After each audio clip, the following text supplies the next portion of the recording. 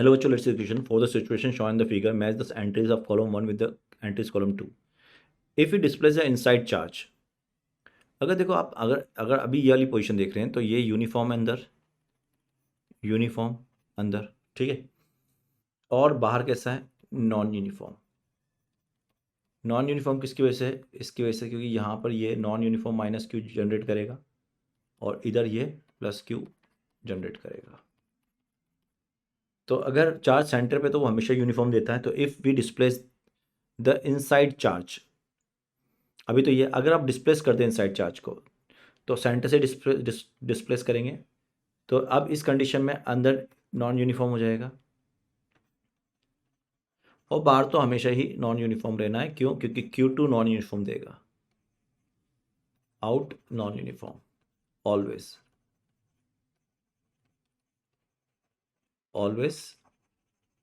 Due to what, Q2, ठीक है, and due to Q1 always uniform. लेकिन अब अगर एक भी यूनिफॉर्म हो गया तो टोटल यूनिफॉर्म माना जाएगा वो। तो आउटर तो हमेशा क्या होगा, यूनिफॉर्म। तो ये तो हो गया distribution of charge the inner surface conducted non, ये हो गया बी करेक्ट हो गया।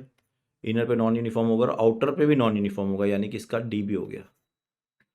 If you displace the outside charge keeping the inside charge at centre, अब इनसाइड का तो यूनिफॉर्म हो जाएगा। अगर यूनिफॉर्म अगर सेंटर पर रखा है, अगर इन एट सेंटर है सेंटर चार्ज, तो यूनिफॉर्म देगा। क्या देगा वो? Uniform.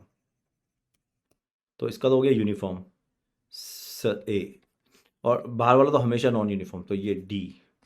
If both the charges are displaced, तो अब बी हो जाएगा फिर डी हो जाएगा, क्योंकि अंदर वाला नॉन यूनिफॉर्म हो जाएगा, बाहर वाला तो हमेशा नॉन यूनिफॉर्म है।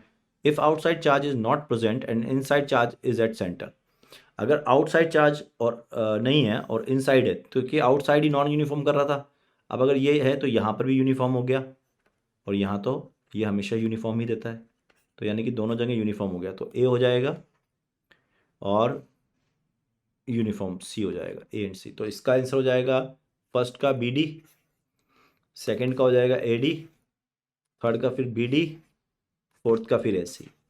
This is the correct option. All the best.